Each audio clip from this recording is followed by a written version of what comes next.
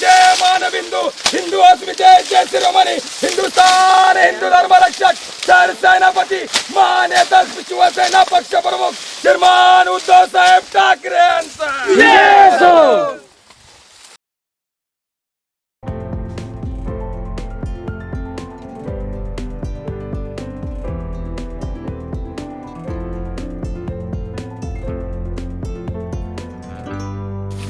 कारण सरकारकडे काय मागणी शहाण्या लोकांकडे मागण्या करायच्या असतात. सरकारकडे काय मागण्या करायच्या आहेत? सरकारला गुंडागर्दी, गँगवॉर, गोळीबार, ह्याला संपव त्याला संपव, ह्याचा पक्ष फोड त्याचा पक्ष फोड, ईडी सीबीआय, ह्याच्यात वेळ कुठे आहे सरकारला गोरगरिबांचे प्रश्न ऐकायला?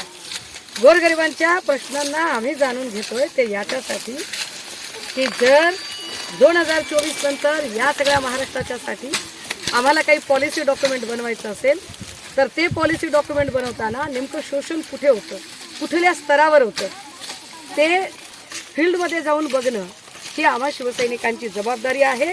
आदरणीय पक्षप्रमुखांचा तो आदेश आहे आणि त्यामुळे महाराष्ट्रातल्या प्रत्येक असंघटित क्षेत्रातल्या कामगार, मजूर, शेतकरी, कष्टकरी, कास्तकरी, महिला, पुरुष, विद्यार्थी या प्रत्येकापर्यंत पोहोचून हे म्हणणं समजून घेणं जास्त गरजेचं आहे. म्हणून आम्ही इथपर्यंत आलो.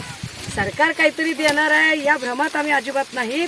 सरकार देऊ शकत नाही. सरकार जर काही देत असेल तर फक्त गोळ्या घालते. सरकार काय करत असेल तर फक्त लाठी हल्ला करते.